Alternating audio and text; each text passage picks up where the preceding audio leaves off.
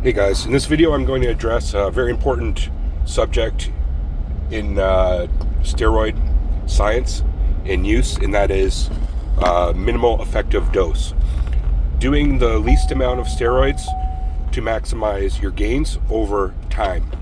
And that's the key to this whole video is going to be you want longevity in your steroid use without camera around by accident, without having the negative side effects, which is going to hinder your progress for one, and then as well cause health complications in a very short period of time. If you just keep redlining high amounts of steroids, you're going to have a bad time. I just noticed my my trunk accidentally got open, so I got to go close it while talking to you.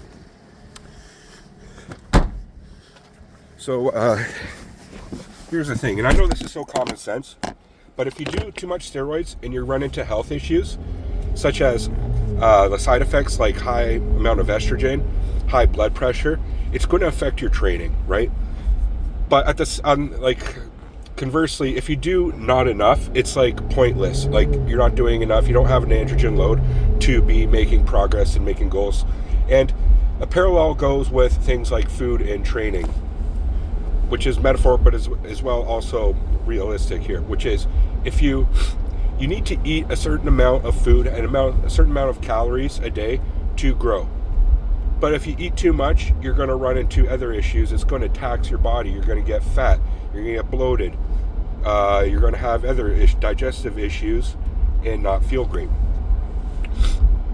If you train too hard, say you just did nothing but squats, like just maxing out every day for like a month straight, you might snap some shit up. You might you probably will. You're gonna have injuries. It's gonna affect your training. So you're not gonna be able to train legs anymore, and that's gonna affect you in the long run, right? Obviously that's common sense. But if you only train legs once every month, you're not going to grow either, right? So there's kind of like the Goldilocks effect, which is in the middle somewhere, and this is what I'm referring to as minimal effective dose. Now, just because it has that word minimal in it doesn't mean that you're doing a substantial amount, okay? And it doesn't mean that it's totally zero risk of side effects, okay? But we're minimizing risks while maximizing rewards and doing the minimal amount to meet your particular goals, what your goals are. So, for example, a sports TRT might only do 3 milligrams of testosterone per kilogram of body weight. I am more close to 5, so that like my goal is a bit more than maybe your average sports TRT, which, you know, some sports they don't want to put on a massive amount of size. Meanwhile, other sports, it's all about size is key, and size and power. So I'm somewhere in the middle, and then obviously bodybuilders and other strength athletes do a lot more than me even, okay, to meet their goals. So it's the minimal effective dose. First of all, it has to match what your goals are. I'm going to say on average, for everybody that's listening here, for most people, it's going to be somewhere between 3 to 5 milligrams per kilogram body weight of testosterone.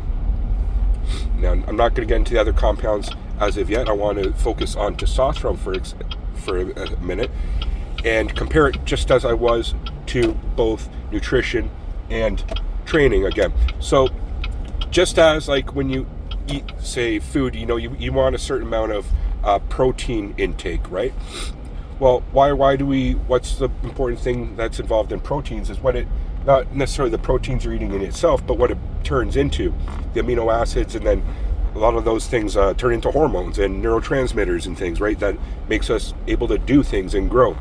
So just like that, things like testosterone there's derivatives like it converts into, some of which are androgenic and some of which has nothing to do with androgen properties, but regardless are still important in processes in the body.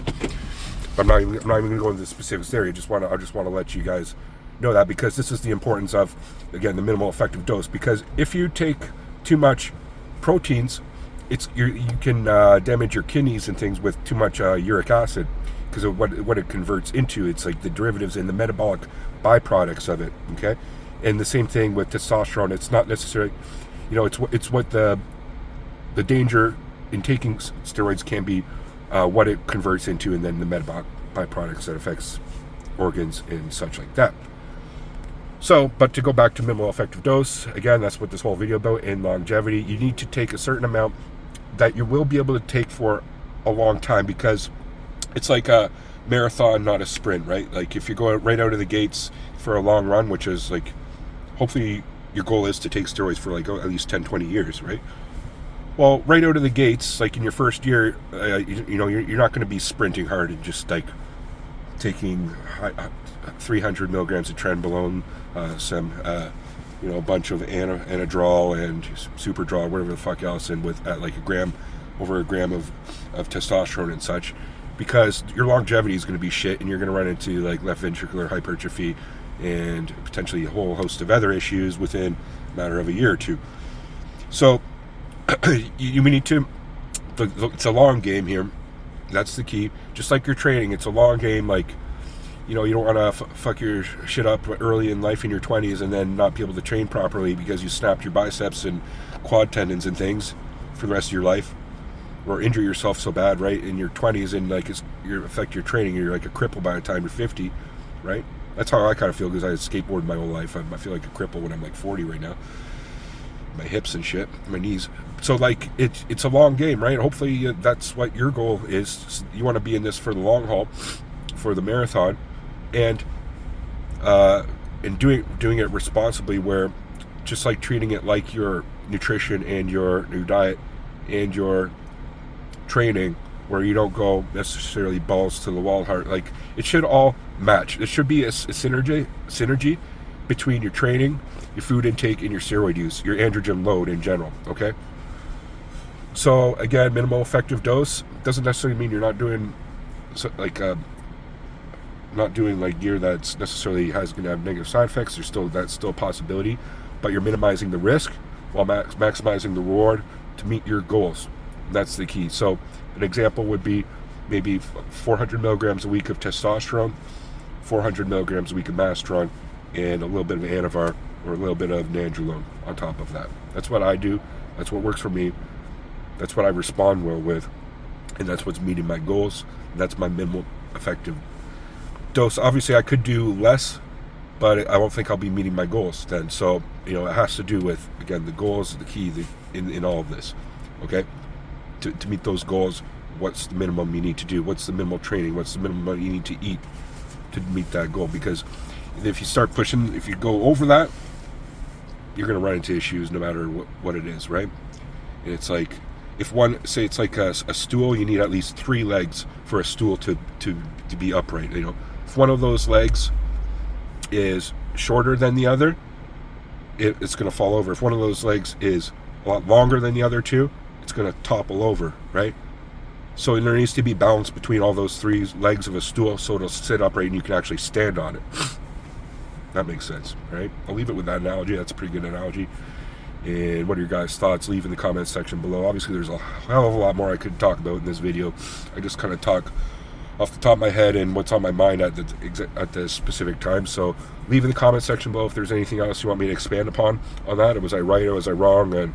Or what's your experience on this, okay? Leave in the comment section below. Peace.